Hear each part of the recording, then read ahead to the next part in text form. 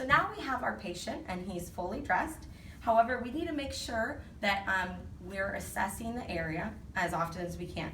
So for assessment, we will roll back. This is what we call our Tooshy Roll. You will only roll back to the foam, and then you can lift to assess the area and place it back down and roll it back up. So this roll technique helps to ensure that we can reuse the dressing again. It will have about a 3-day use with prevention, up to 7 days. One other important note to point, this is the algorithm that you guys have created for your facility. And so it gives you the high-risk inclusion criteria that you should use this with.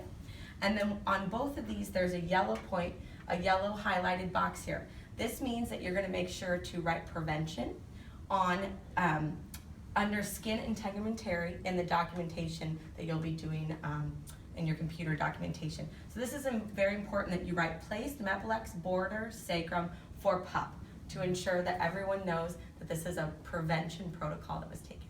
Thank you.